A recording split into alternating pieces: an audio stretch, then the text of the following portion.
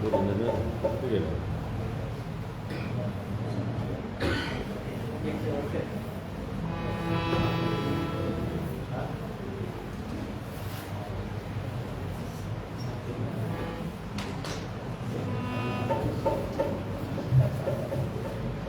Ala-alam kita terus ala balik.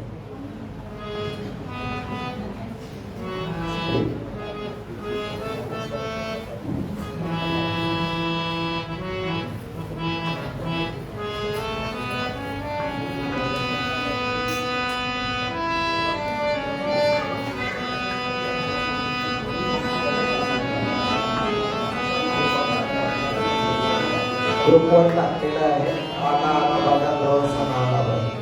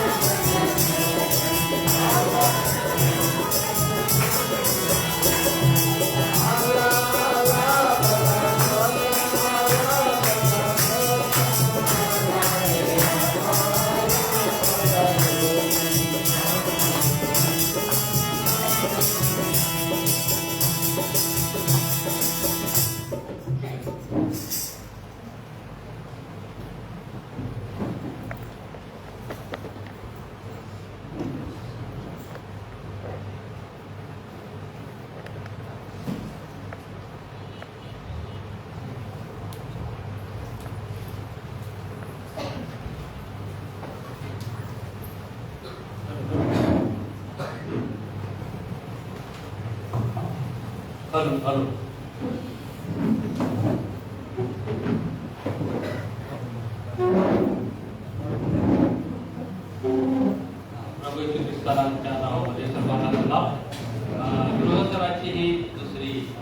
ठीक आहे. या मीटिंगमध्ये आपल्यामध्ये अधिकारी वर्ग आहे आणि मंडळी देखील आहे आणि या सर्वांचं निमित्त आहे याच्या वतीने स्वागत करीत आहे. यावेळेस आम्ही आमच्या गृहस्थानाचं वचन वाचणार आहोत. आपल्याकडे पवित्र शास्त्र असेल तर आपण सर्व मिळून संगती वाचणार आहोत. नीतिसूत्राचं पुस्तक याचा 24वा अध्याय आणि 3 ते 4 हे वचन आहे. नीतिसूत्राचं पुस्तक याचा 24वा अध्याय आणि 3 आणि 4 वचन आपण सर्व मिळून देवाच्या गौरवासाठी वाचणार.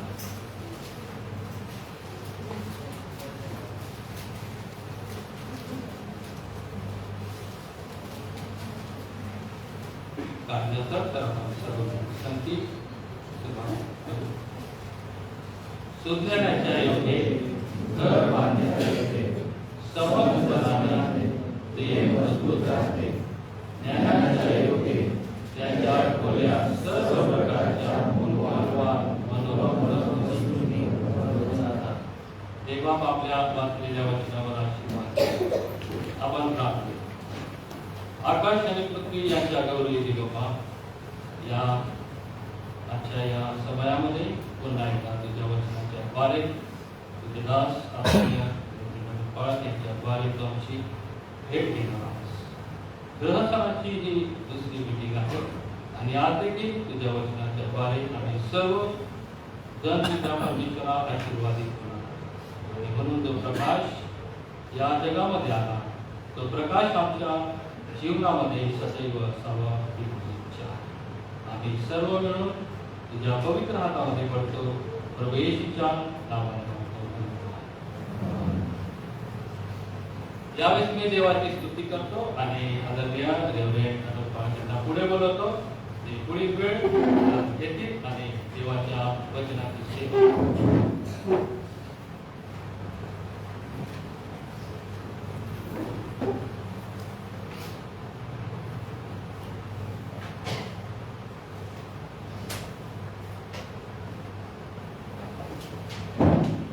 सर्वांना पुन्हा एक वाचला. गृहस्थानाची ही अतिशय सुरुवात आपल्या संस्थामध्ये आहे आणि त्याच्याद्वारे आपल्या सगळ्यांना गृहाचं महत्व आपल्याला ठाऊकच आहे आणि काल आदरणीय रेव्हरंड प्रकारे बाळासाहेब यांच्याकडून गृहस्थानाची सुरुवात कशी झाली हे आम्ही ऐकलं. चीन देशामधून गृहस्थानाला सुरुवात झाली कारण की काही लोकांचा छळ होत होता आणि अशा छळामध्येही लोक विश्वासात टिकून राहिले. एकमेकांना प्रोत्साहन देण्यासाठी आणि एकमेकांची गरज स्थिर करण्यासाठी तिथून ती सुरुवात झाली आणि आपले जे आद्य मिशनरी आले 1904 सालापासून आणि तिथूनच मग संपूर्ण महाराष्ट्रभर असो किंवा भारतभर असो देवाच्या वचनाची सेवा झाली आणि त्याच्यामध्ये गृहसण हा साजरा करण्यात आला. आज सायंकाळी देवाच्या पवित्र वचनामधून बघत असताना मी आपल्याला एका व्यक्तीचं घर दाखवणार आहे, एका व्यक्तीचं कुटुंब दाखवणार आहे आणि त्या व्यक्तीने फार सुंदर सेवा केली आणि देवाने त्याच्या घराला आशीर्वाद दिला. आणि देव ज्या वेळेला घराला आशीर्वाद देतो तो आशीर्वाद किती महत्त्वाचा असतो तो मी एका प्रसंगातून तुम्हाला सगळ्यांना सांगू इच्छितो. दुसरे शमूएल हे आपण काढूया. ह्याचा 6वा अध्याय आपण काढू.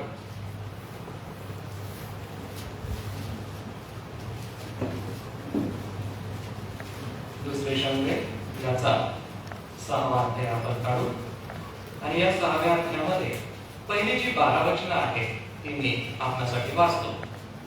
6वा अध्याय 11 वचन आपण वाचू. दुसरे शमूएल 6वा अध्याय 1 ते 11. हेच तुम्हाला इतिहास 13व्या अध्यायात पण वाचायला मिळेल. नंतर दाविदाने पुन्हा एकदा इस्रायलातील 30,000 निवडक पुरुष जमा केले. यहोवातील बाला येथून देवाचा कोष आणावा म्हणून दावीद आपल्या जवळच्या सगळ्या लोकांस घेऊन गेला. करुबारूढ असलेला सेनाधीश परमेश्वर याच्या नामाचा हा कोष त्यांनी देवाचा कोष एका नव्या गाडीत घेऊन टेकडीवरील अमिनादाबाच्या घरातून बाहेर काढला. अमिनादाबाचे पुत्र पूज्या व अद्य हे होते. हे दोघे ती नवी गाडी हातीत होते. त्यांनी देवाच्या कोशासहित ती गाडी टेकडीवरील अमिनादाबाच्या घरातून बाहेर काढली. अद्य हा कोशापुढे चालत होता. दावीद व इस्रायल घराण्याचे सर्व लोक देवदारूच्या लाकडाची नानाविध वाद्ये, वीणा, सारंगी, डब, डमरू व झांजा परमेश्वरापुढे वाजवीत चाले. नाकोनाच्या खळ्यापाशी ते आले तेव्हा बैलाने ठोकर खाल्ली, म्हणून पूज्याने कोश हात लांब करून धरला. तेव्हा परमेश्वराचा कोप पूज्यावर भडकला. त्याच्या या चुकीमुळे परमेश्वराने त्याला ताडण केले व तो तेथल्या तेथे देवाच्या कोशापाशी ग्रहपान झाला. परमेश्वराने उज्जाला तडाखा दिला म्हणून दावीद फार खिन्न झाला. त्याने त्या ठिकाणाचे नाव पहिले पूज्या हनन ठेवले. ते नाव आजवर चालत आहे. त्या दिवशी दावीदास परमेश्वराचा धाक वाटून तो म्हणाला, देवाचा कोश माझ्या घरी कसा आणावा? दावीद परमेश्वराचा कोश दावीदपुरात घेऊन जाण्यास कबूल होईना. त्याने तो ओबेद अदोम गित्ती याच्या घरी एका बाजूला नेऊन ठेवला. परमेश्वराचा कोश ओबेद अदोम गित्ती याच्या घरी 3 महिने राहिला आणि परमेश्वराने ओबेद अदोम व त्याचे सर्व घराणे यास बरकत दिली. प्रार्थना करू. त्यावेळी प्रभू आम्ही आभार मानतो की पवित्र वचन आमच्या समोर आहे. यावर आम्ही वाचन मनन करीत असताना ही वचन आम्हासाठी तू आशीर्वादाची कर. यामध्ये सांगितलेले आशीर्वाद व यामधून जे आम्ही ऐकून घेणार आहोत त्यासाठी तू आम्हासाठी कृपा करू. प्रार्थना प्रभू येशूच्या नावाने मागतो म्हणून तो आहे. आमेन. 11व्या वचनाकडे आपण सगळ्यांचं लक्ष देऊ इच्छितो. ओबेद अदोम गित्ती याच्या घरी 3 महिने देवाचा कोश राहिला आणि देवाचा कोश त्याच्या घरी 3 महिने राहिल्यानंतर काय परिणाम झाला तर परमेश्वराने त्याला बरकत दिली असं 11व्या वचनाच्या शेवटच्या ओळीत म्हटलेलं आहे. जे घरानं होतं त्याला देवाने बरकत दिली. याच्या अगोदर जर आपण बघितलं तर पहिल्या वचनामध्ये आम्हाला असं दिसतं की दावीदाच्या मनामध्ये इच्छा झाली आणि देवाचा जो कोश होता तो कोश दुसऱ्या वचनात म्हटलं की यहुदा प्रांतामध्ये बाला नावाचं एक गाव होतं. त्या बाला नावाच्या गावावरून देवाचा कोश दावीदपुरामध्ये म्हणजेच यरुशलेम म्हणू शकतो आपण, कारण की यरुशलेमचा एक भाग आहे. त्याला दावीदाने आपलं राहण्याचं ठिकाण केलं म्हणून त्याला दावीदपूर असं पवित्र शास्त्रामध्ये सांगितलंय.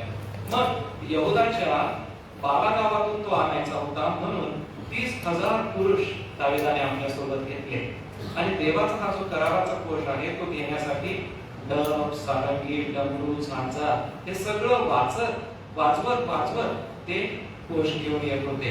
परंतु रस्त्यामध्ये बैलाने ठोकर खाल्ली आणि ठोकर खाल्ली म्हणून पूज्याने आपला हात पुढे केला आणि कोशाला लावला. कोश हे पवित्रतेचं प्रतीक होतं. इस्रायली लोकांना देवाने कोश बनवायला लावला होता आणि त्या कोशामध्ये देवाचं वास्तव्य होतं. जर आपण निर्गमाचं पुस्तक वाचलं तर त्याच्यामध्ये आम्हाला असं दिसतं देवाने त्यांना आज्ञा केली होती बाभळीच्या लाकडाचे दांडे बनवायचे होते आणि सोन्याने मडवून एक पेटी करायची होती आणि त्याच्यामध्ये 3 महत्त्वाच्या गोष्टी ठेवायच्या होत्या व त्या 3 गोष्टी काय आहेत ते तुम्हाला इब्री लोकसपत्राच्या 9व्या अध्यायाच्या 4थ्या वचनात वाचायला मिळेल. काही वचनं मी आज आपल्याला वाचायला लावणार आहे आणि काही वचनं मी तुमच्यासाठी वाचणार सुद्धा आहे. तर हा देवाचा जो कराराचा कोश होता त्यावरून आम्हाला असं लक्षात येतं की देवाचं जे वास्तव्य होतं ते खऱ्या स्वरूपाने त्या कोशाच्या माध्यमातून लोकांमध्ये राहत होतं. देव ज्या ज्या वेळेला लोकांसाठी भेट घेत होता किंवा देवाचं जे वास्तव्य होतं ते त्या कोशाच्या द्वारे होतं. जेव्हा जेव्हा तो कोश त्यांच्यामध्ये असायचा त्यावेळेला त्यांना विजय प्राप्त व्हायचा आणि मग देवाचं वास्तव्य त्यांना समजायचं. बरं, आता जर आपण अदोम गित्ती जो होता ओबेद अदोम गित्ती याच्या घराण्याला देवाने बरकत दिली असं म्हटलेलं आहे. तर आज गृहसन म्हणून आपल्या सगळ्यांनाच वाटतं की माझ्या घराला बरकत मिळायला पाहिजे. आज आपल्याकडे असं कोणी नाही की जे असं म्हणणार नाही की माझ्या घराला बरकत नको. मग बरकत हा जो शब्द या ठिकाणी आलेला आहे हा शब्द पवित्र शास्त्रामध्ये 22 वेळेला आलेला आहे. याचा अर्थ त्याच्या मागे काहीतरी दडलेला आहे, काहीतरी अर्थ दडलेला आहे. तर खरा जो अर्थ बरकत या शब्दाचा आलेला आहे तो आहे आशीर्वाद घेणे. मूळ जर आपण हिब्रू भाषेमध्ये जर बघितलं तर तो शब्द आहे बोरक. बोरक हा जो शब्द आहे तो होतो देवाचा आशीर्वाद घेणे. मग तो आशीर्वाद भौतिक रूपाने पण आहे, तो आशीर्वाद आध्यात्मिक रूपाने पण आहे व हा आशीर्वाद देवाच्या वेळेला कोश संगती असतो त्यावेळेला देवाचं वास्तव्य त्याच्या संगती असतं. मग ओबेद अदोम गित्तीच्या घराला देवाने कशी बरकत दिली तर ते बघण्यासाठी आपण पहिले इतिहास याचा 26वा अध्याय बघू. पहिले इतिहास 26वा अध्याय आपण बघू आणि या 26व्या अध्यायामध्ये वचन 1 बघा. 26वा अध्याय पहिले इतिहास. द्वारपाळांचे वर्ग, दोराचे वंशज, आसाफाच्या वंशातला दोराचा पुत्र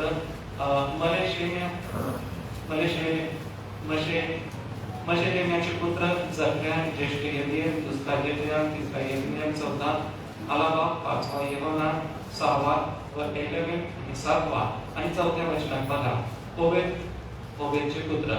आता हा जो ओबेद आहे हाच ओबेद अदोम इतकी आहे आणि या ओबेदाला देवाने आशीर्वादित केलं. काय आशीर्वाद दिला तर पुढे तुम्ही जर वाचत जाल तर आपल्याला असं दिसतं 8व्या वचनामध्ये जा.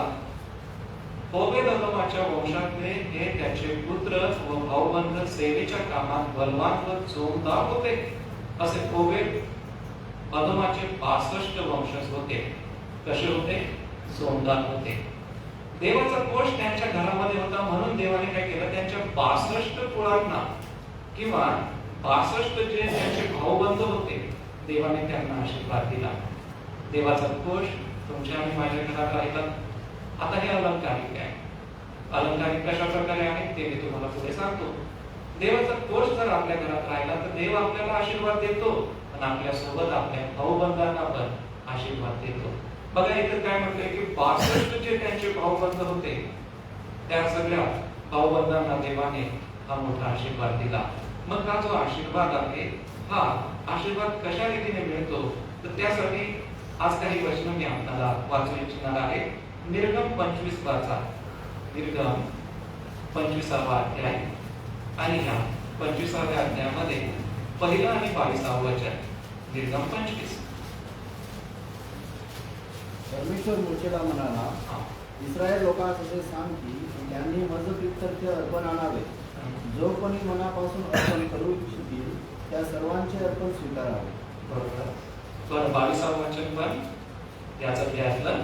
तेथे तुला मी भेटत देत जाईन आणि इस्रायल लोकांसाठी ज्या काही गोष्टी संबंधाने तुला आज्ञा देणार आहे त्या सर्वांविषयी मी दयासनावरून आणि त्या आज्ञापाठाच्या कोशावरून असलेल्या दोन्ही करुबामधून तुझी बोलत जाईन. देवाचं बघा 10वं वचन पण बघा. याच्यामध्ये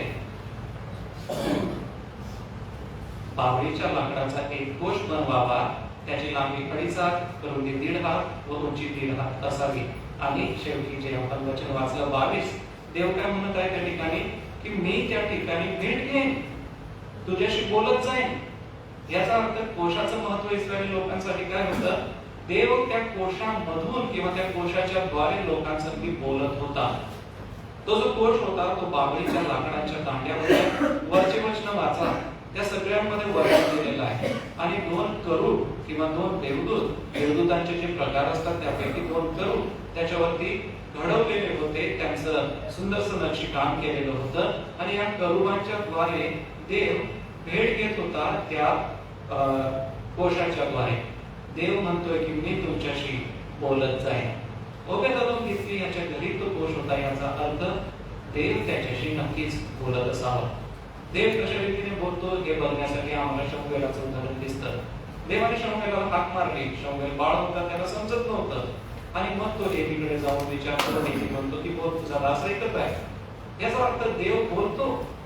या ठिकाणी ओबेद-एदोम इतकी याच्या घरामध्ये 3 महिने देवाचा कोश राहिला. त्याच्या घराण्याला बरकत मिळाली. मग प्रियजन हो, देवाचा जो कोश आहे, देवाची जी वेदी आहे ती आज तुमच्या आणि माझ्या घरात असली तर देव नक्कीच तुमच्या आणि माझ्यासाठी बोलणार आहे. बरं, या कोशाचं अजून एक महत्व आहे. लेवीच्या 16व्या अध्यायात एक महत्व. लेवी 16वा अध्याय पहा आणि या 16व्या अध्यायात 2रं वचन बघा.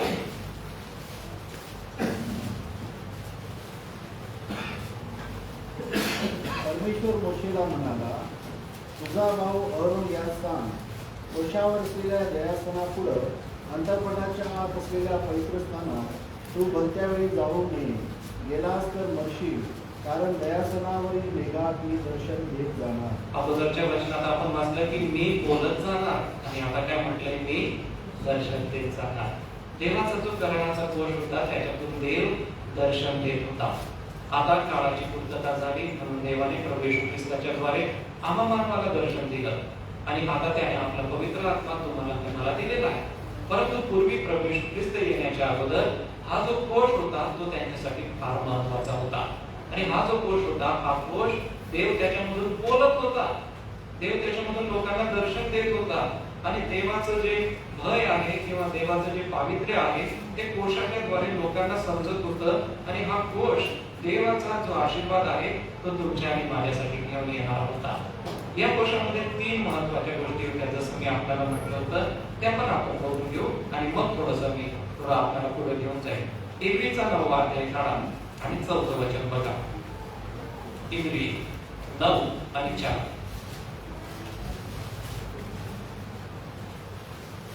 9वा अध्याय आणि 4थं वचन.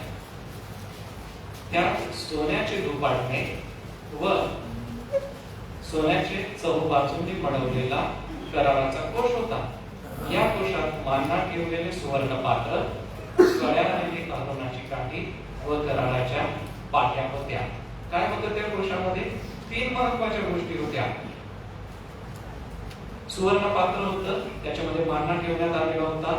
त्याच्यानंतर अहरोनाची कड्या आणि काठी ठेवण्यात आलेली होती आणि ह्या काठीच्या सोबतच कराराच्या पाट्या होत्या. तर ह्या ज्या कराराच्या पाट्या होत्या त्या मोशेने लिहून दिलेले नियमशास्त्र होतं. म्हणजे ज्या 10 आज्ञा होत्या त्या त्याच्यामध्ये ठेवण्यात आलेल्या होत्या. मग कालांतराने असं झालं की शलोमोन राजाने मंदिर बांधलं आणि त्या मंदिरामध्ये या कोशाची स्थापना केली. परंतु बाबेलचं साम्राज्य आलं आणि बाबेलच्या साम्राज्यामध्ये सर्व इस्रायली लोकांना युद्धामध्ये कैद करून नेलं आणि बाबेलच्या साम्राज्यामध्ये गेल्यानंतर या कोशाचं अस्तित्व नंतर आम्हाला दिसत नाही. असं म्हणतात की देवाने तो कोश इस्रायली लोकांपासून किंवा त्याच्या प्रजेपासून वेगळा केला, कारण देवाला आपला एकुलता एक पुत्र पाठवायचा होता. देवाला आपला पुत्र पाठवायच्या अगोदर कोशाच्या द्वारे लोकांशी बोलायचं होतं, परंतु आपला पुत्र पाठवायचा होता म्हणून देवाने बाबेलामध्ये देशांतर झाल्यानंतर हा कराराचा कोश घेऊन घेतला. आता याच्या 3 गोष्टी सांगितलेल्या आहेत. त्याच्यामध्ये मानना जो आहे तो मानना प्रार्थनेचं प्रतीक आहे. कारण की बघा, हा जो मानना होता लोकांना का हवा होता हा मानना? कारण की लोक कुरकुर करत होते. जर तुम्ही गणनाचा 11वा अध्याय वाचला तर त्या ठिकाणी लोक कुरकुर करत होते.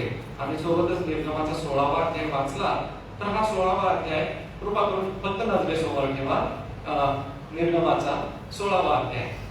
तर ते लोक कुरकुर करत होते की आम्हाला इस्रायलामध्ये खूप सारं खायला अन्न मिळत होतं, पण इथं तर आम्हाला खायला काहीच मिळत नाही आणि आता आम्हाला काहीच खायला मिळत नाही, म्हणून देवा तू आम्हाला काहीतरी दे. निर्गम 16वा अध्याय 2रं वचन. त्या रानात इस्रायल लोकांच्या सर्व मंडळीने मोशे व अहरोन यांच्या संबंधाने कुरकुर केली. काय कुरकुर केली? आम्ही मिस्र देशात मांसाच्या भांड्याभोवती बसून भरपूर जेवत होतो, तेव्हा आम्हाला परमेश्वराच्या हातून मरण आले असते तर पुरवले असते. त्यांना वाईट वाटत होतं की देव आम्हाला अन्न देत नाहीये, आम्हाला मांस देत नाहीये. मग पुढे देवाने त्यांच्यासाठी एक योजना केली आणि देवाने त्यांना मानना दिला. हा जो मानना होता, या मान्याचं जे स्वरूप होतं ते धन्याच्या आकाराचं होतं आणि हा मानना जणू काय मध घालून केलेल्या पोळीसारखा स्वादिष्ट असा लागणारा होता. आणि हा जो स्वादिष्ट पदार्थ होता तो त्यांनी खाल्ला आणि त्याचं नाव काय ठेवायचं हे त्यांना समजत नव्हतं आणि म्हणून ते म्हणाले की हा देवाने दिलेला मानना आहे. आणि हा जो मानना होता प्रत्येकाने आपापल्या घराच्या संख्येप्रमाणे घ्यायचा होता. जास्त घ्यायचा नव्हता किंवा कमी घ्यायचा नव्हता, आहे तेवढाच तो घ्यायचा होता. ती भाकर जणू काही त्यांना खायची होती.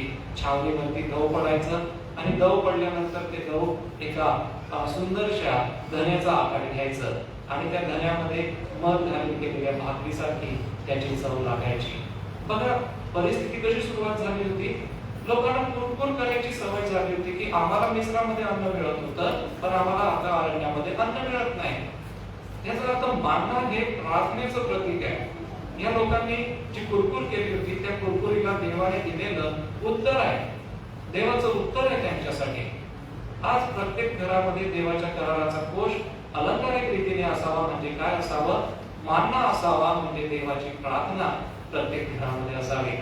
गृहस्थानामध्ये आम्ही तर नेहमीच प्रत्येकाला प्रोत्साहन देतो प्रत्येकाला सांगतो की आपली घरं आपण चांगली तयार केली पाहिजे, पण आपली घरं बाहेरकारी आपण चांगली करतो, पण आपलं जे मन आहे, आपलं कुटुंब आहे, पती पत्नी आणि लेकरं, आई वडील, आपलं नातेवाईक, हा जो आपल्या घराचा परिघ आहे किंवा घराचा भाग आहे, या घरामध्ये देवाची किती वेळा प्रार्थना होते.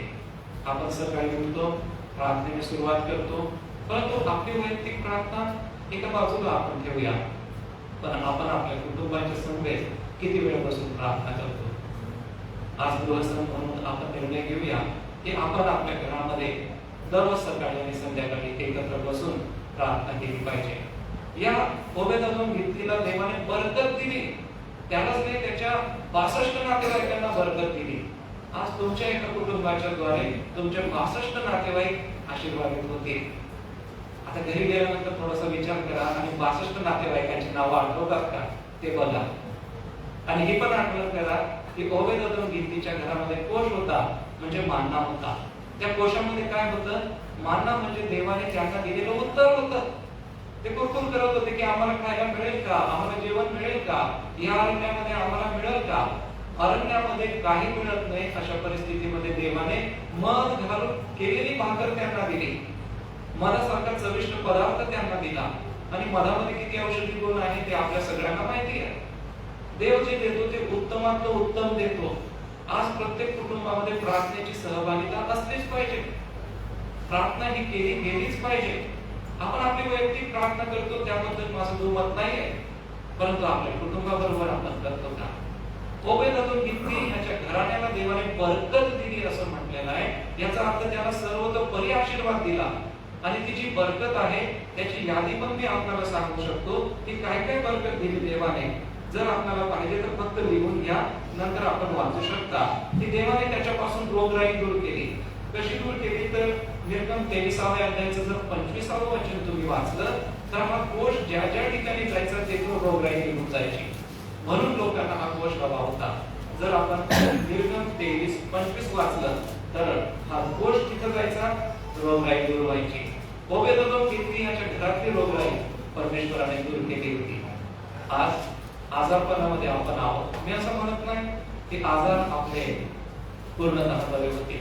बघा, आजार जे असतात ते आम्हाला प्रभूकडे वळवण्यासाठी असतात. अनेक वेळेला आम्ही चुकीचं खानपान करतो किंवा आम्ही चुकीच्या वाईट सवयी, आळसपणा करतो, आमच्या सवयी तो आजार बरा होतो आणि पुन्हा आपलं दैनंदिन जीवन चालत असतं.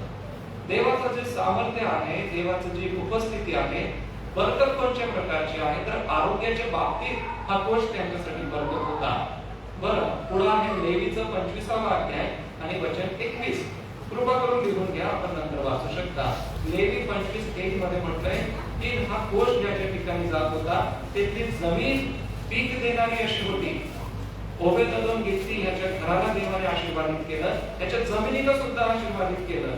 लेवी 25:21 हे आपण बघू शकता. आपल्या सोयीसाठी मी हे वचन वाचतो. लेवी 25:21. पण 6व्या वर्षी मी तुम्हाला अशी बरकत देईन की जमीन तुम्हाला 3 वर्षाचे उत्पन्न देईल. अनुवादाचं 7वा अध्याय आणि ह्या 7व्या अध्यायामध्ये वचन 13. अनुवाद 7:13. तो तुझ्यावर प्रेम करेल, तुला आशीर्वाद देईल, तुला बहुमोलित करेल. जो देश तुला देण्याविषयी तुझ्या पूर्वजांची त्याने शपथ वाहिली होती त्या देशात तुझ्या पोटचे फळ आणि तुझ्या भूमीचा खूपच म्हणजे धान्य, द्राक्षरस व तेल या बाबतीत आणि तुझ्या गुराढोरांची व शेळ्या-मेंढरांची वाढ या बाबतीत तुला बरकत देईल. बरकत काय असते? गुराढोरांची, लेकरांची बरकत असते. आमच्या भूमीला देव आशीर्वाद देतो. बरं, अनुवादामध्ये 14वा अध्याय 29 वचन बघा.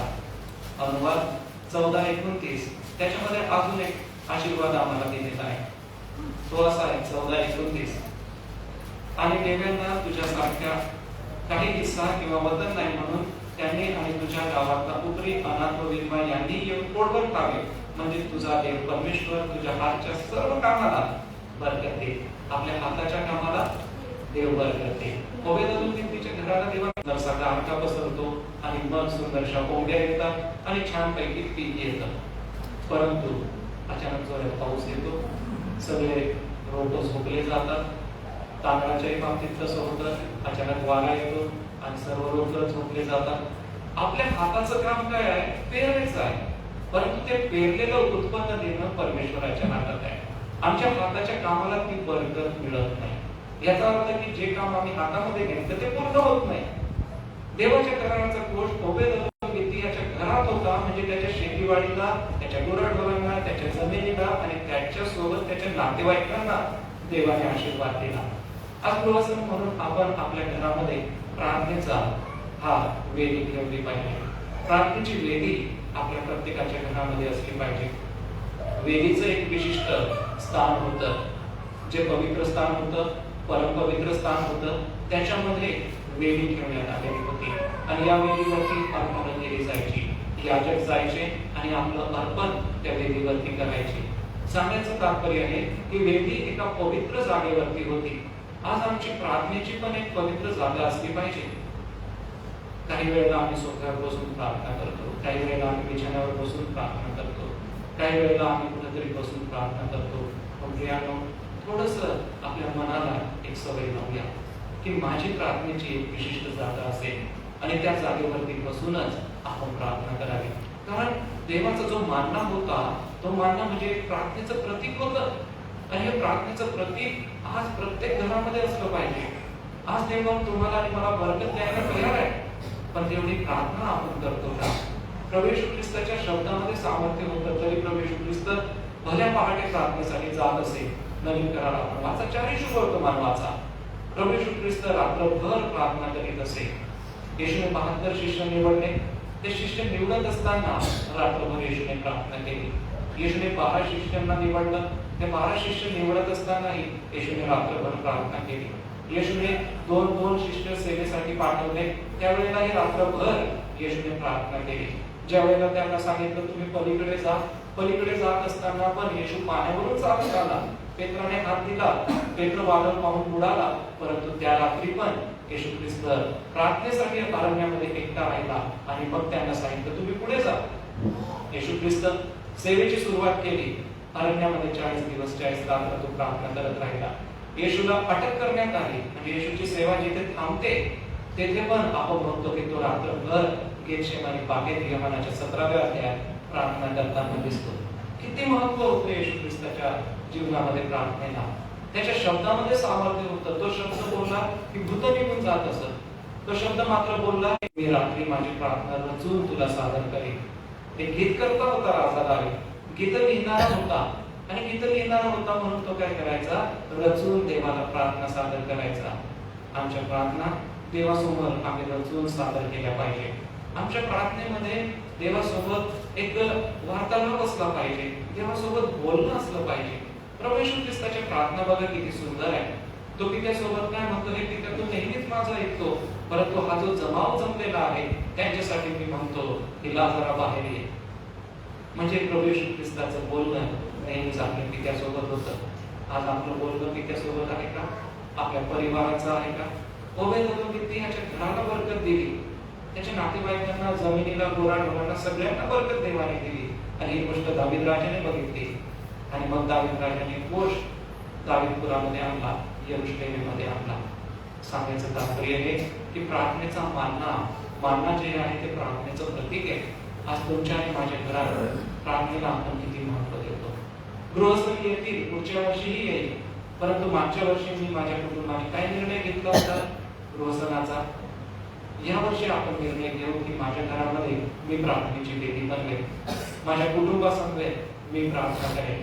ओबेदेदोम गित्ती याची गोष्ट आपण लक्षात ठेवा की माझ्या घरामध्ये प्रार्थनेला प्रथम प्राधान्य राहील आणि माझं घर प्रार्थनाशील राहील। जॉर्ज मुलर नावाचे इंग्लंडमध्ये राहणारे गृहस्थ होते। जॉर्ज मुलर यांनी प्रार्थनेवरती फार मोठी सेवा केली। गुडघ्यावरती राहून ते सतत प्रार्थना करत असत आणि त्या काळामध्ये वसतिगृहांची संकल्पना त्यांनी सुरू केली। युद्धामध्ये काही लोक मारले गेले होते आणि त्यांची मुलं मागे राहिले होते। मग ह्या अनाथ लेकरांसाठी करायचं काय? तर जॉर्ज मुलर या व्यक्तीने त्या अनाथ मुलांना एका बोर्डिंग मध्ये ठेवलं। एक बोर्डिंग त्याने सुरू केलं आणि त्या विद्यार्थ्यांना सगळं प्रार्थनेच्या जोरावरती त्याने वाढवलं। त्याला अचानक कोणीही लोक मदत करत होते, कोणीही यायचं त्या लेकरांना अन्न खाण्याची सेवा करायचं, कोणीही यायचं त्या विद्यार्थ्यांना कपडे लत्याची सेवा करायचा। जॉर्ज मुलर कितीतरी उदाहरणं त्यांच्या जीवनामध्ये आहेत. जर आपण Amazon बुक्स म्हणून वापरत असाल इंटरनेटवरती, तर Amazon वरती विश्वास संपन्न व्यक्तिमत्व असं मराठीमध्ये पुस्तक आहे आणि हे जॉर्ज म्युलर या व्यक्तीच्या नावावर आहे. त्याची पहिली पत्नी, दुसरी पत्नी, तिसरी पत्नी, तिन्ही पत्नी आजारामध्ये मरण पावल्या. एक पत्नी त्याने केली, परंतु आजारामध्ये ती वारली, परंतु तो प्रार्थनेमध्ये स्थिर राहिला. दुसऱ्या पत्नी केली, आजारामध्ये ती वारली. फार कठीण काळ त्याने सोसला.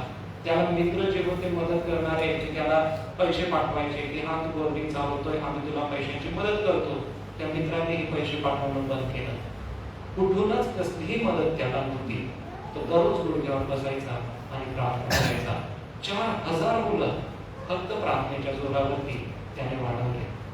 आणि आज जगभरामध्ये जॉर्ज म्युलर यांना ज्या गोष्टी सांगतात त्यांना विश्वासाचा व्यक्तिमत्व किंवा विश्वास संपन्न व्यक्तिमत्व असं जॉर्ज म्युलरची ओळख या जगामध्ये आहे. प्रियानो, आज प्रार्थना किती मोठं सामर्थ्य देव आपल्याला दिलं नाही का? प्रार्थनेबद्दल सांगत असताना प्रभूने शिकवलेली प्रार्थना आपल्या सगळ्यांना माहिती आहे. कृपा करून ती काढा. मत्ते 6 काढा. मत्ते 6 किती सुंदर प्रार्थना त्या ठिकाणी केलेली आहे. आणि या मत्ते 6 मध्ये जी प्रार्थना आहे तिच्याकडे लक्ष द्या. 9वं वचन बघा. 9व्या वचनात काय म्हटलेलं आहे की प्रार्थना केल्याने आम्हाला काय काय आशीर्वाद मिळतात. प्रार्थनेमध्ये आम्ही काय मागितलं पाहिजे, तर 9वं वचन काय म्हणतं आम्हाला की आम्ही प्रार्थना करीत असताना प्रभूचं सहाय्य मागितलं पाहिजे. स्वर्गातील पित्या, तुझे नाव पवित्र मानित जावं. कोणाची आम्ही प्रार्थना करतो? स्वर्गातल्या पित्याची. आणि कशी करतो? पवित्र या नात्याने. मग जी गोष्ट पवित्र आहे तिच्या समोर पण आपण पवित्र होऊनच बसलं पाहिजे, नाही का? म्हणून आपण ज्या वेळेला प्रार्थनेला बसतो त्यावेळेला आपण आपली बसण्याची पद्धत पण लक्षात घेतली पाहिजे. बरं, प्रार्थना करत असताना आम्ही कसं मागतो देवाकडे? वचन 10 बघा. त्याच्या राज्यासाठी मागितलं पाहिजे. प्रार्थना करत असताना आपण आपल्या स्वतःसाठी खूप मागतो, पण प्रभू आज तुझ्या राज्याची सेवा करायची आहे म्हणून आपण प्रार्थना करतो का? केली पाहिजे. 11व्या वचनामध्ये बघा, आपला आत्मिक आहार मागण्यासाठी प्रार्थना करा. आम्हाला काय करणं मिळतं? कुठूनही आम्ही थोडंफार अन्न खाऊ शकतो, जगू शकतो, पण आत्मिक अन्न मिळावं म्हणून प्रार्थना करा. 13वं वचन बघा, आम्हाला मार्गदर्शन मिळायला पाहिजे म्हणून प्रार्थना करा. मग प्रार्थना करत असताना मोठं प्रार्थना कधीच करू नका. आम्हाला मार्गदर्शन मिळावं म्हणून प्रार्थना करा. इयोबाचे 4 मित्र होते आणि इयोबाचे मित्र 3 मित्र क्षमा करा, ते येऊन त्याची समजूत घालत होते. इयोबाने शेवटला अध्याय बघा इयोबाचा, आपल्या मित्रांसाठी प्रार्थना केली आणि देवाने त्याच्या मित्रांना बरकत दिली, आशीर्वाद केला. याचा अर्थ तुमच्या प्रार्थना तुमच्या मित्रांसाठी असल्या पाहिजे. आज जगात स्वार्थ सांगायची आहे पण आपण प्रार्थना करत नाही, तर कसं होईल? बरं, प्रार्थना करत असताना प्रार्थना कशी नाही करायची ते पण मी तुम्हाला सांगतो. कशी करायची नाही तर आम्हाला याच याकोबाचं पत्र 4थ्या अध्यायात दिसतं. 3रं वचन सगळ्यांचंच पाठ आहे पण वाचतो. याकोब 3रा अध्याय आणि 4थं वचन. अशा प्रकारे आपण प्रार्थना करू नये. तारवी ही पहार ती एवढी मोठी असतात व प्रचंड वाऱ्याने लोटली जातात, तरी सुकानदाराची इच्छा असते तिकडे ती लहानशा सुकानाने फिरवली जातात. आणि याकोब 4था अध्याय वचन 3 बघा. 4था अध्याय वचन 3, तुम्ही मागता परंतु तुम्हाला मिळत नाही, कारण तुम्ही अयोग्य प्रकारे मागता, म्हणजे आपल्या चैनी करता खर्चावे म्हणून मागता. प्रार्थना कशी करायची नाही? स्वतःची चैन व्हावी, स्वतःची हौसमौज व्हावी म्हणून कधी मागू नका. बरं, प्रार्थना अजून कशी करायची नाही तर रोम 12:14 दुसऱ्याचं वाईट चिंतण्यासाठी कधीच प्रार्थना करू नये. रोमकरास पत्र 12वा अध्याय आणि वचन 14 बघा. 12 आणि वचन 14, तुमचा छळ करणाऱ्यांना आशीर्वाद द्या, आशीर्वाद द्या, शाप देऊ नका. आमचं कोणी वाईट करतं तर आपण प्रार्थनेमध्ये असं सांगू नये की देवा तू त्याचं वाईट कर.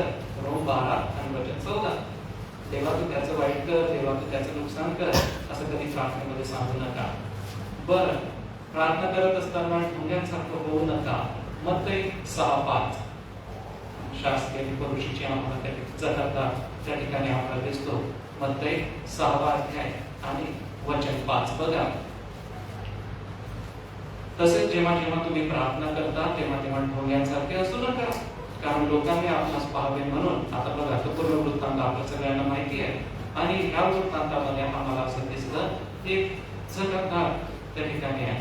आणि या सर्व गोष्टीमध्ये आम्हाला त्या सर्व गोष्टी दिसतात. तर प्रार्थना करत असताना ढोंग्यासारखं आम्ही असू नये, तर आमचं जे मागणं आहे हे देवासमोर असलं पाहिजे. दुसरी गोष्ट त्या कराराच्या कोशामध्ये काय होती, ती होती अहरोनाची काठी. बरं, अहरोनाच्या काठीचा इतिहास असा आहे की सोबत असलेले जे वडीलजन होते ते मोशे आणि अहरोन यांच्याबद्दल कुरकुर करत होते. ते म्हणत होते की परमेश्वराचा वरदहस्त यांच्यावर आहे. आणि ही जी कुरकुर होती ती देवाला आवडली नाही आणि म्हणून देवाने त्यांची परीक्षा केली. जर आपल्याला पाहिजे तर गणना 17 अध्याय कृपाकडून काढा. त्या ठिकाणी अहरोनाच्या काठीला फुलं आलेली दिसतात. गणना 17 अध्यायामध्ये गणनाच्या 1 ते 11 मध्ये आपल्याला हे वाचायला मिळेल. परंतु 6वं वचन बघा. मोशेने इस्रायल लोकांना ही गोष्ट सांगितली व त्या सर्व सरदाराने आपल्या पूर्वजांच्या घराण्याप्रमाणे प्रत्येकी 1 काठी अशा एकंदर 12 काठ्या दिल्या. त्यांच्या काठ्यांमध्ये अहरोनाची काठी होती. मोशेने या काठ्या सर्वांना साक्षरपटाच्या तंबूत परमेश्वरासमोर ठेवल्या. दुसऱ्या दिवशी मोशे साक्षरपटाच्या तंबूत गेला आणि पाहतो तर लेवी घराण्यातील अहरोनाच्या काठीला अंकुर फुटून ती फुलली आहे, तिला बदाम येऊन ते पिकले आहे असे त्याला दिसले. बघा, जे कुरकुर करणारे लोक होते ते कुरकुर करणारे लोकांचे तोंड बंद करावी. वचन 10 मध्ये उत्तर दिसतं. अहरोनाची काठी साक्षरपटासमोर परत ठेवून दे. या बंडखोरांना ती चिन्ह म्हणून ठेवावी. अशासाठी ते माझ्या विरुद्ध जी कुरकुर करीत आहे ती तू बंद करशील. याचा अर्थ काय? विश्वास. पहिली गोष्ट आपण पाहिली मानणं म्हणजे प्रार्थना. दुसरी गोष्ट आहे अहरोनाची काठी, बदामाची फुलं आलेली काठी, आणि ती आहे विश्वासाचं प्रतीक. बघा, 12 वंशाच्या 12 त्या ठिकाणी छड्या ठेवल्या होत्या, पण फक्त अहरोनाच्याच वंशाच्या काठीला फुलं आली का? कारण की देवावरचा दृढ विश्वास. बाकीचे लोक होते ते कुरकुर करत होते. वचन 10 मध्ये आपण पाहतो मोशेबद्दल आणि अहरोनाबद्दल कुरकुर चाललेली होती आणि एवढ्या सगळ्या कुरकुरीमध्ये ते लोक विश्वासाने राहिले म्हणून देवाने त्यांना आशीर्वादित केला.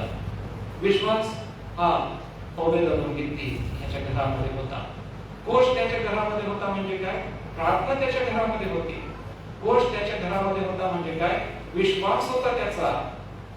त्या कुटुंबाचा पूर्ण विश्वास होता म्हणून देवाने सर्वतोपरी बरकतीने, सर्वतोपरी आशीर्वादाने त्यांना भरून टाकलं.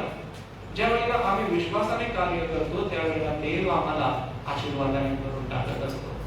प्रियजन, कुटुंबामध्ये एक वेळेस आपण प्रार्थनेची शिस्त लावू, परंतु कुटुंबामध्ये विश्वासाची पण शिस्त असली पाहिजे.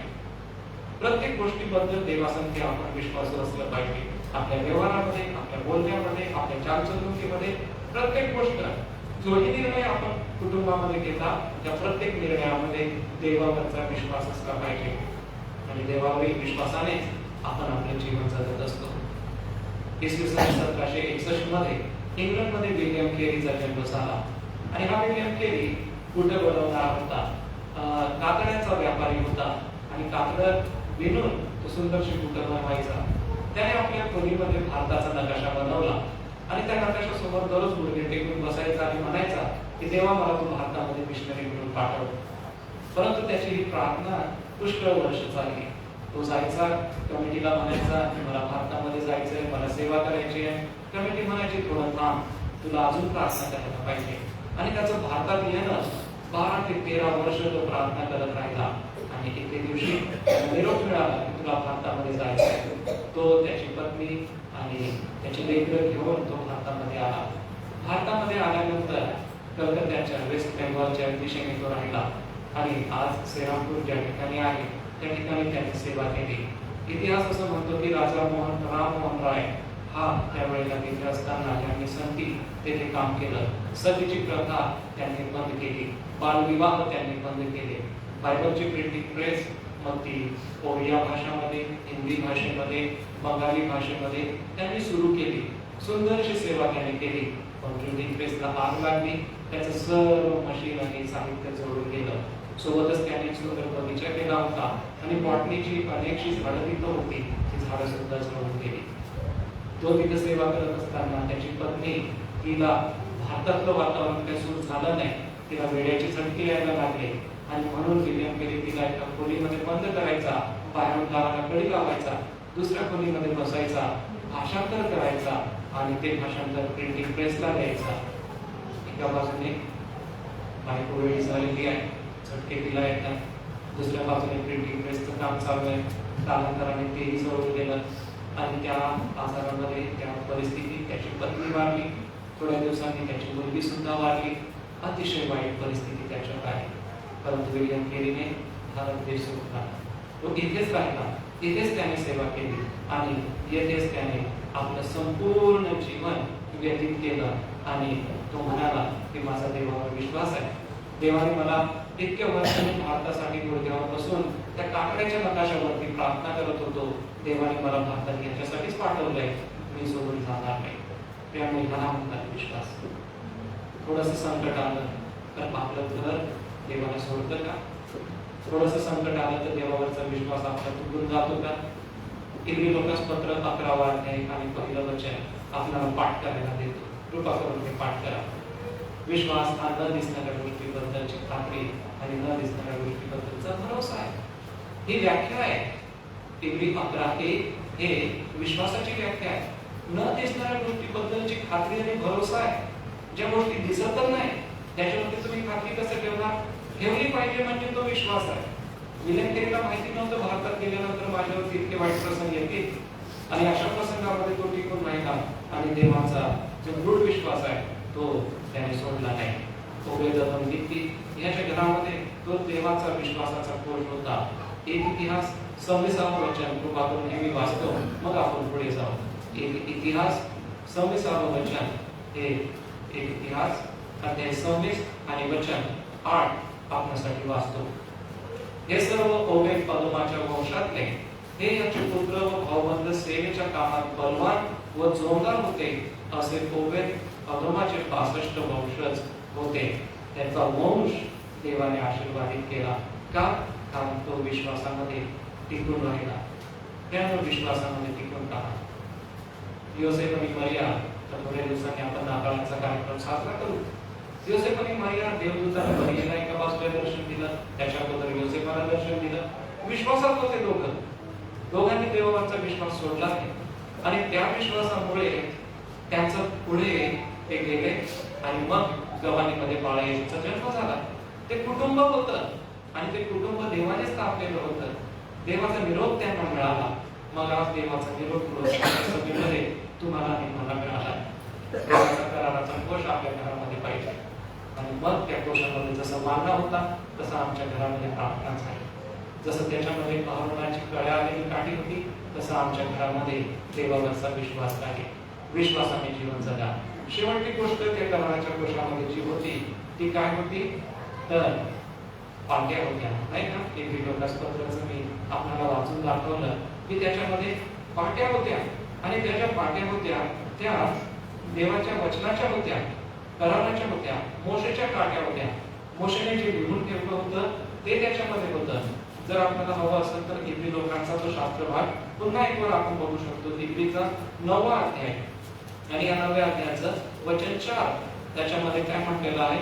सुवर्ण पात्र, कळ्या आलेली अहरोनाची काठी व कराराच्या पाट्या होत्या. कराराच्या पाट्या म्हणजे काय? देवाने मोशेला दिलेले नियम. ज्या 10 आज्ञा होत्या त्या 10 आज्ञा होत्या. मोशेने जी पहिली 5 पुस्तके लिहिली असं म्हणतात लेखक मोशे आहे. अभ्यासकांच्या मते वेगवेगळे अभ्यासक आपलं मत मांडतात, परंतु आपला जो विश्वास आहे त्याच्याप्रमाणे पहिले जे 5 ग्रंथ होते ज्याला आपण पंचग्रंथ म्हणूया, पेंटाटुक म्हणूया किंवा तोराह म्हटलं जातं आणि हा जो पंचग्रंथ आहे तो होता. याचा अर्थ देवाचं वचन होतं. तुमच्या आणि माझ्या घरामध्ये काय पाहिजे? मग देवाचं वचन पाहिजे.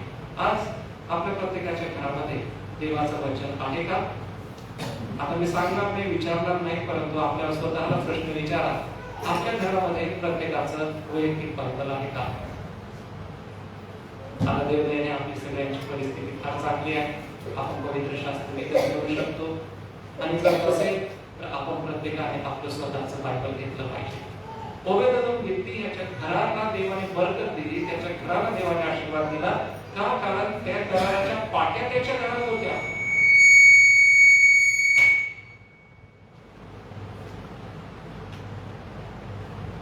देवाने ओबेदोम गित्ती याच्या घराला आशीर्वाद दिला, घराच्या पाट्या त्याच्यामध्ये होत्या. याचा अर्थ देवाचं वचन त्याच्या घरामध्ये होतं आणि देवाचं वचन त्याच्या घरामध्ये होतं, म्हणून त्या घराला देवाने आशीर्वादित केलं. प्रियजन, आज आपल्या भाषेमध्ये आपल्याला पवित्र शास्त्र मिळालेलं आहे आणि आज आपल्याला टॉकिंग बायबल पण आहे. आज आपण जर बटन दाबलं तर बोलणारं बायबल सुद्धा आपल्याकडे उपस्थित आहे. आपण जर देवाचं वचन सकाळमध्ये लावलं तर कितीतरी प्रचारक देवाचं वचन आपल्याला सांगण्यासाठी तयार आहे. आता ऑनलाईनची सोय झालेली आहे, आपण पण ऑनलाईनवर कितीतरी देवाचं वचन ऐकतो. आज किती उपलब्धता आहे, नाही का? मग देवाचं वचन आपल्या घरात आहे का?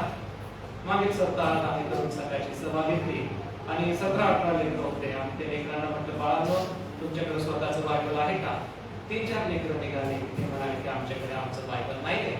त्यांना म्हटलं, तुम्हाला बायबल घेऊन द्यायला आम्हाला जड जाणार नाही, परंतु तुम्ही स्वतःचं बायबल स्वतः घेतलं पाहिजे, कारण तो आपला धर्मग्रंथ आहे आणि आपल्या धर्मग्रंथासाठी आपण दुसऱ्यावर अवलंबून राहणं हे आम्हाला काही योग्य वाटत नाही. आणि नाताळाच्या या दिवसांमध्ये आपण खर्च खूप साऱ्या गोष्टींवर करतो. तर बाळांनो, थोडे पैसे बाजूला काढा. 320 रुपयाचं बायबल काही महाग नाहीये, ते आपण स्वतः विकत घेऊ शकतो. आणि त्या लेकरांना प्रार्थना सुटल्यानंतर ते मला भेटायला आले. आम्ही तुमचं खूप आभार मानतो, कारण आता आम्हाला कळलं की देवाचं वचन आमचं स्वतःचं आमचं बायबल असलं पाहिजे. आणि मग ते लेकरं आता त्याच्यासाठी ते म्हटले की आम्हाला देवाचं बायबल पाहिजे, परंतु आम्ही आमच्या स्वतःच्या हाताने घेऊ, स्वतःच्या मेहनतीने घेऊ, स्वतः आम्हाला कोणी पॉकेट मध्ये आमचे पैसे बाजूला घेऊ आणि त्याच्यामधून आम्ही बायबल घेऊ. आणि ते आमचं देवाचं वचन आहे. त्यांना एक गोष्ट थोडीशी मनाला लागली, ते म्हणजे आमचा धर्मग्रंथ घेण्यासाठी आम्ही दुसऱ्यावर अवलंबून कसं काय? आपला धर्मग्रंथ आहे, आपल्यासाठी अतिशय पवित्र आहे, आपल्यासाठी अतिशय प्रिय आहे आणि आपल्यासाठी अतिशय प्रिय असलेली वस्तू आपण कधीच उघड्यावर ठेवत नाही, कधीच कुठेही पडू देत नाही, कधीच ती अस्वच्छ होऊ देत नाही. आपला धर्मग्रंथ आपलं पवित्र वचन आहे. हे पवित्र वचन आपल्या प्रत्येकाच्या घरात राहायला पाहिजे. ओबेदोम गित्ती याच्या घराला देवाने बरकत दिली. 3 महिने फक्त गोष्ट त्याच्याकडे होता आणि दावीद राजाने हे बघितलं की अरे, ओबेदोम गित्तीच्या घराला देवाने किती आशीर्वाद दिला. आणि मग तो नंतर सारंगी, वीणा सगळं घेऊन जातो. सणाचे एकोदाचे कपडे तो घालतो आणि मग मोठ्या विश्वासाने आनंदाने आणतो आणि मग हाच कोश आणत असताना तो कोशासमोर नाचतो. आज हा रेफरन्स खूप लोक घेतात की दावीद राजा देवासमोर नाचला, परंतु केव्हा नाचला? जेव्हा त्याने बघितलं की हा कोश ओबेदोम गित्तीच्या घराला आशीर्वाद देत आहे, हा कोश माझ्या इस्रायलाच्या लोकांना आशीर्वाद देणार आहे, म्हणून तो यरूशलेममध्ये घेऊन येतो आणि तो कोश मग पुढे शल्मोनाचं मंदिर बांधतो, त्या मंदिरामध्ये स्थापित होतो. परंतु नंतर देशांतर होतं, युद्धाचे प्रसंग होतात, इस्रायली लोकांना बाबेलमध्ये बंदिवासामध्ये घेऊन जाण्यात येतं आणि तिथून देवाच्या कोशाचं अस्तित्व आम्हाला वाचवण्यास मिळत नाही. मग देवाने आपला एक पुत्र तुमच्या आणि माझ्यासाठी पाठवला. प्रियजन हो, देवाचं हे वचन आपल्या घरामध्ये ठेवा. देवाचं वचन आपल्या घरामध्ये, आपल्या हातामध्ये असू द्या. देवाचं वचन आम्हाला शहाणं करतं. जर आपण इब्री 2 तिमोथी 3:16 वाचलं तर देवाचं वचन हे आम्हाला शहाणं करतं. देवाचं वचन आमचा विश्वास वाढवतं. स्तोत्र 119:105 तुझे वचन माझ्या मार्गांकरिता प्रकाश व माझ्या मार्गावरती माझ्या दिव्यासारखं व माझ्या मार्गावरती प्रकाश असं आहे. मग देवाचं वचन काय आहे? मार्ग दाखवतं. मग जर आपल्याकडे मार्गदर्शकच नाही आणि आपण मार्ग चालायला लागलो तर ते दिसणार नाही. म्हणून आपल्या सगळ्यांना विनंती आहे की आपलं स्वतःचं पवित्र शास्त्र आपल्या घरामध्ये आपण सदैव ठेवा. आज सायंकाळी गृहसनाच्या या सभेमध्ये छोटासा निरोप आपण घेऊन जाणार आहोत. गृहसनाच्या या सभेमध्ये एक छोटासा विचार तुम्ही अगदी घेऊन जाणार आहोत. ओबेदोम गित्तीची गोष्ट आठवण ठेवा. त्याच्या घरामध्ये फक्त 3 महिने कोश राहिला आणि देवाने त्याच्या घराण्याला आशीर्वाद दिला. देवाने त्याच्या घराण्याला बरकत दिली. आज ही बरकत आध्यात्मिक रूपाची आहे, ही बरकत भौतिक रूपाची आहे. जसं गुरढोर आणि आपले भाऊबंध, आपला वंश हे बाहेरकारी झालं, परंतु जी आत्मिक शांती त्याला मिळाली, त्याच्या कुटुंबाला मिळाली. आज इतक्या सुंदर पवित्र शास्त्रामध्ये ओबेदोम गित्ती याच्या घराण्याचं नाव आलं आणि त्याच्या घराण्याचा आशीर्वाद आशीर्वादाचा एक वाटा आपल्याला पाहायला मिळतो. ज्याप्रमाणे मांडा होता ते प्रार्थनेचं प्रतीक आपण धरूया. ज्याप्रमाणे अहरोनाची काठी होती ते विश्वासाचं प्रतीक आपण धरूया. आणि ज्याप्रमाणे कराराच्या पाट्या होत्या त्या कराराच्या पाट्या आपण देवाचं वचन असं धरूया. तर आपल्या घरामध्ये येथून पुढे प्रार्थना होत राहील. गृहसन येथील अजून पुष्कळ प्रभू देवा आपल्या प्रत्येकाच्या जीवनामध्ये गृहसन जोडो अशी मी प्रभूची प्रार्थना करेन. परंतु हे गृहसन निर्णय घेण्यासाठी येत असतात. जसं आपण नाताळाच्या अगोदर आपलं घर तयार करतो, सुंदरशी त्याला रंगरंगोटी करतो, खूप सारे लोक आपल्या घरात डेकोरेशन बघायला येतात. परंतु हे बाह्यकारी गोष्ट बघत असताना लोकांना हेही बघितलं पाहिजे की यांच्या घरात प्रार्थनेची वेदी आहे, यांच्या घरामध्ये विश्वासाची वेदी आहे, यांच्या घरामध्ये देवाच्या वचनाची वेदी आहे. आज या गोष्टीचं गांभीर्य आपण मनामध्ये घ्या. जास्त कठीण गोष्टी देवाने करायला लावलेल्या नाहीये. ओबेदोम ती याच्या घरामध्ये काही कठीण गोष्टी नव्हत्या, सोप्या गोष्टी देवाने त्याला दिल्या होत्या आणि त्या करणं आज तुम्हाला आणि मला पण सोपं जाईल. आज आपल्या घरामध्ये प्रार्थना करत राहा. आपलं संपूर्ण घरानं विश्वासामध्ये ठेवा आणि आपल्या संपूर्ण घराण्यामध्ये देवाचं वचन ठेवा. देवाच्या वचनाचं महत्व खूप मोठं आहे. जर आपण अभ्यास करत असाल तर मेरी जोन्स अँड हर बायबल ही एक स्टोरी आहे. युट्यूबवरती संडे स्कूलच्या लेकरांना आम्ही ती शिकवतो. आपण ती आज रात्री जाऊन बघा. मेरी जोन्स आणि तिचं बायबल एक सुंदरशी गोष्ट आहे. एक छोटीशी मुलगी असते आणि ती एका मालकिनीकडे काम करत असते आणि त्या मालकिनीच्या घरामध्ये बायबल ठेवलेलं असतं आणि ती मालकीन तिला सुंदर सुंदर बायबल मधल्या गोष्टी सांगते आणि ही छोटी मुलगी खूप प्रभावित होते आणि मेरी जोन्स म्हणते की मला पण बायबल पाहिजे. पण त्या काळामध्ये बायबल छापले जात नव्हते आणि मग ती जी मालकीन होती ती म्हणते की दुसऱ्या गावाला चर्च मागं राहतात, तू त्यांच्याकडे जा, तुला बायबल मिळेल. मग ती मुलगी पैसे जमा करते, पॉकेट मनी गोळा करते आणि असं करून ती स्वतःकडे पैसे जमवते आणि मग पायी पायी ती निघते. मोठा प्रवास असतो. रस्त्यामध्ये नदी नाले लागतात, जंगलाचा भाग लागतो. कशी तरी ती त्या बाळकांकडे जाते आणि म्हणते मला बायबल पाहिजे.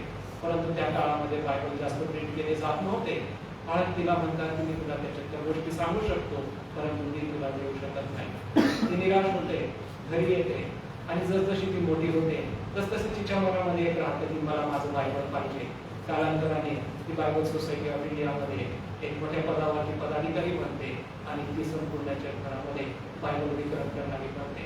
ती म्हणते की बायबल इतकं सुंदर आहे, मला ते मिळालं नाही, माझ्यासारख्या खूप साऱ्या मुलींना बायबल मिळायला पाहिजे. म्हणून ती पुढे जाते आणि खूप सुंदरशी सेवा बायबल वितरणाची ती करते.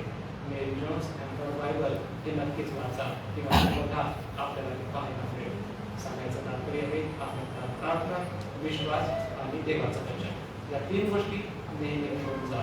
आजच्या सायंकाळी वचनाची सेवा करण्यासाठी आणि तुम्ही मला संधी दिली. माननीय अध्यक्ष महोदय, संपूर्ण चर्च कमिटी यासोबत असणारी दुधाई शिवार चर्च पाळसाहेब, चर्चचे सर्व सभासद आपल्या सगळ्यांची मी मनपूर्वक आभार मानतो. आपल्या सगळ्यांसाठी मी प्रार्थना करतो आणि पुढील वेळ मी बाळासाहेबांच्या हाती देईन.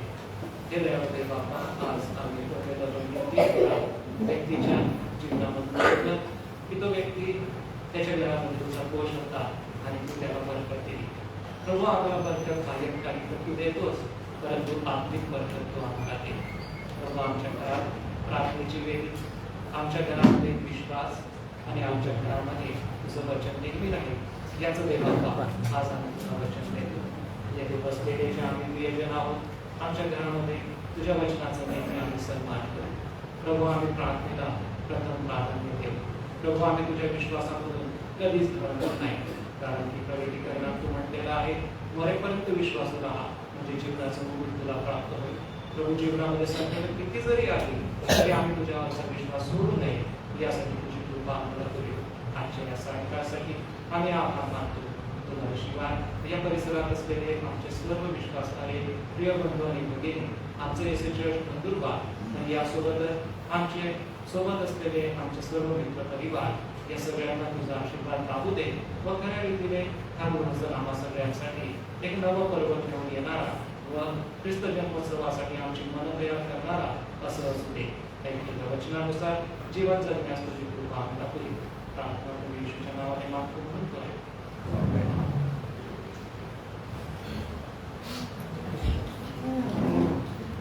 Thank you.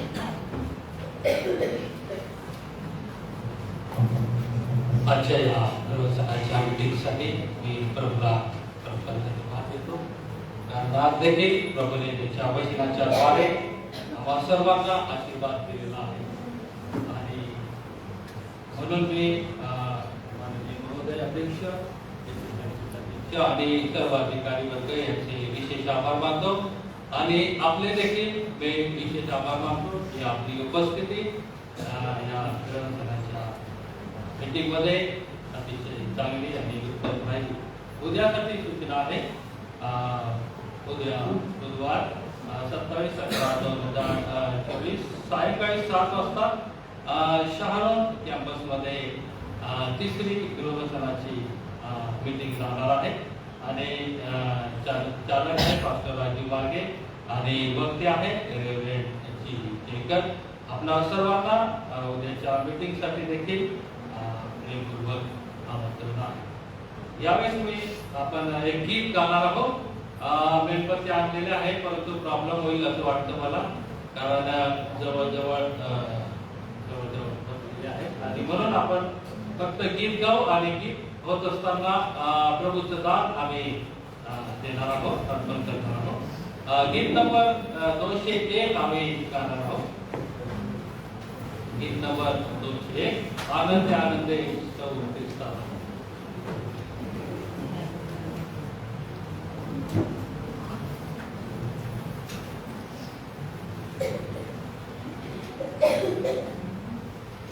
आनंदे आनंदे सर्व ख्रिस्ताला, ख्रिस्त येशू गृही विराजे. धावू सकलांना गळ्यांनो, धावू सकलांना.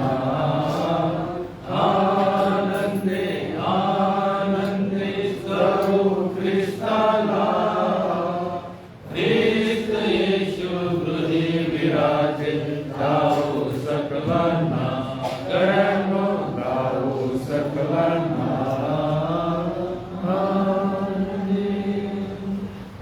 विश्वचालका कृतिद्वेषी आम्हा बसल्याला, विश्वचालका कृतिद्वेषी आम्हा बसल्याला. विश्वासाच्या पायावरती बांधून घ्या त्याला, ख्रिस्त येशू गृही विराजे. धावू सकलांना गळ्यांनो, धावू सकलांना. आनंदे आनंदे सर्व ख्रिस्ताला, ख्रिस्त येशू गृही विराजे. धावू सकलांना गळ्यांनो, धावू सकलांना. आनंदे नित्य प्रार्थना शास्त्राध्ययन मार्ग दिसल्याला, प्रभूचा मार्ग दिसल्याला. नित्य प्रार्थना शास्त्राध्ययन मार्ग दिसल्याला, प्रभूचा मार्ग दिसल्याला.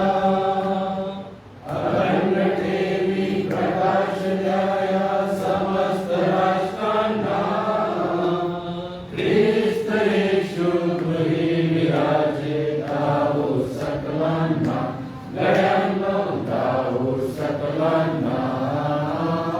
आनंदे आनंदे सर्व ख्रिस्ताला, ख्रिस्त येशू गृही विराजे. धावू सकलांना गळ्यांनो, धावू सकलांना. आनंदे जन्माते शांती से धावू सकलांना,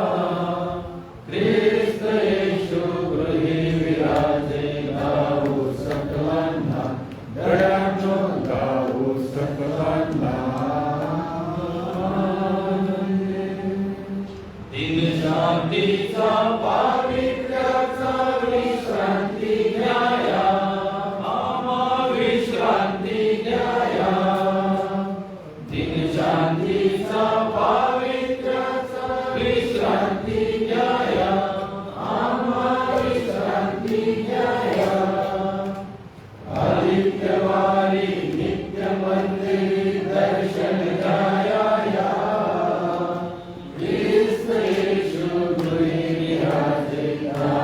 सकलांना गड्यांनो धावो सकलांना आनंदे आनंदे स्तवू ख्रिस्ताला ख्रिस्त येशू गृही विराजे धावो सकलांना गड्यांनो धावो सकलांना आनंदे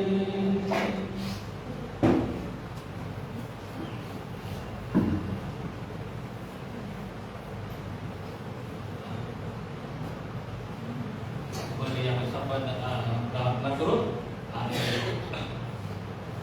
आजची मीटिंग त्याच्या वचनाने आशीर्वादित झाली आणि म्हणून मी विशेष आभार मानतो. गृहस्थांना प्रकाशाचा सण आहे आणि म्हणून स्तोत्रसहिता 5 मध्ये म्हटलेलं आहे की तुझं वचन माझ्या पावलाकरिता दिवा आणि माझ्या मार्गात प्रकाश आहे. आणि प्रकाशाचा सण साठी फार महत्वाचा आहे आणि म्हणून जे फराळ आहे ते फराळपुढे एकत्र आम्ही करणार आहोत. विनंती करतो की मावशी आमच्यामध्ये आहे ते वर्गणीवर आणि फराळावर देखील प्रार्थना करतील. खाली बसूनच प्रार्थना करतील.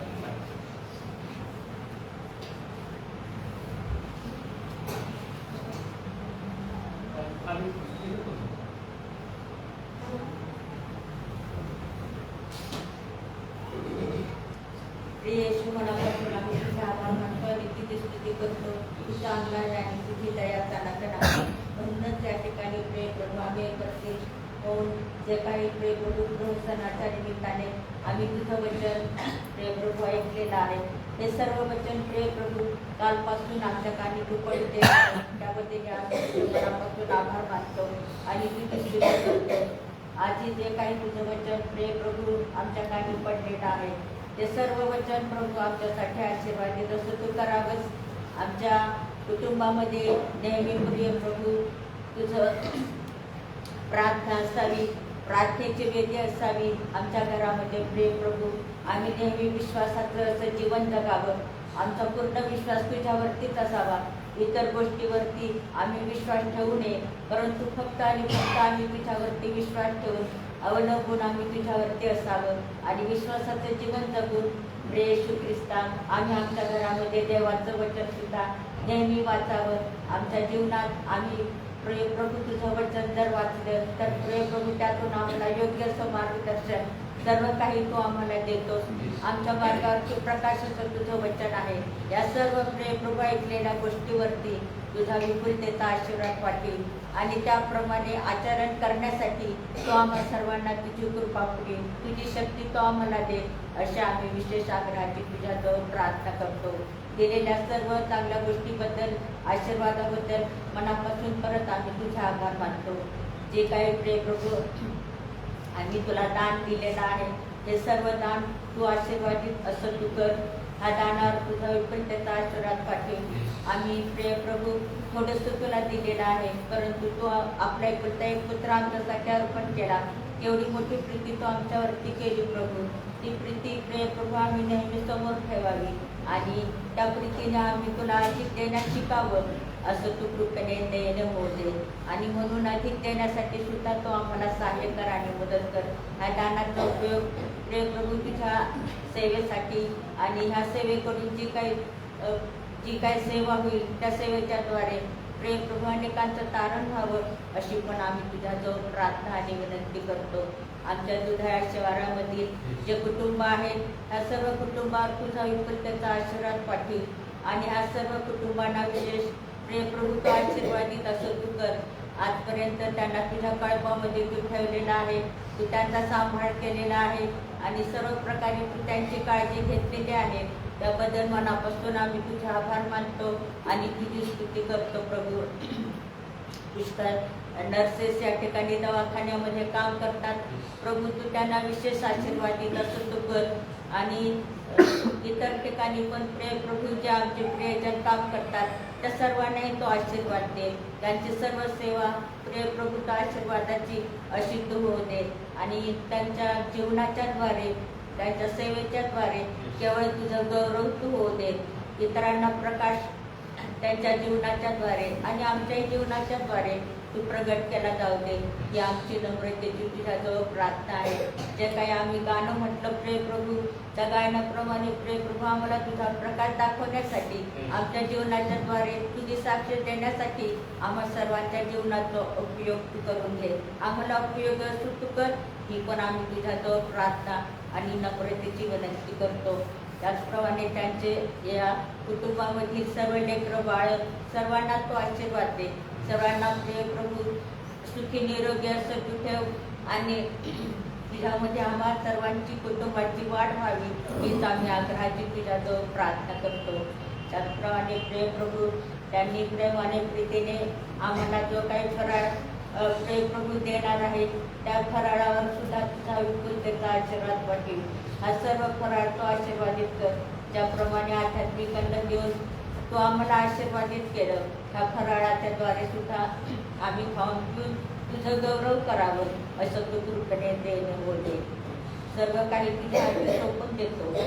आमचा पुत्र येशू ख्रिस्त याच्या नावाने मागतो म्हणून तू ऐक. आमेन. यावेळेस आपण उभं राहू, प्रभूची प्रार्थना म्हणू.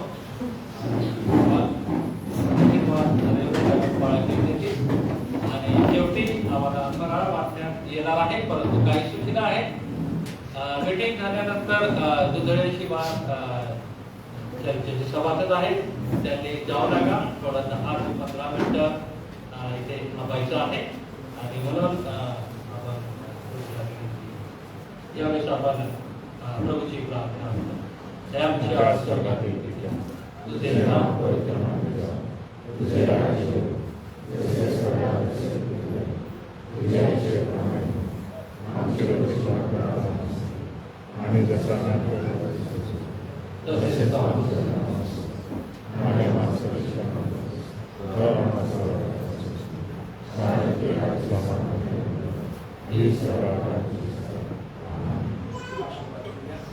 आणि आता देव बापाची प्रीती, प्रभू येशू ख्रिस्ताची कृपा आणि पवित्र आत्म्याची गोड सहभागिता येथे जमलेल्या सर्वांबरोबर दुधाळ्याची बाग या परिसरात असलेली सर्व विश्वासणारी प्रिय कुटुंब, हे चर्च नंदुरबार व त्याची संलग्न असणाऱ्या सर्व प्रिय मंडळांबरोबर व देवाचे निवडलेले राष्ट्रीय बरोबर आता आणि सदा सर्व काळ असतो. ईश्वरा तू मजला सांभाळ, आयुष्यभर राखितो करमा प्रतिपा.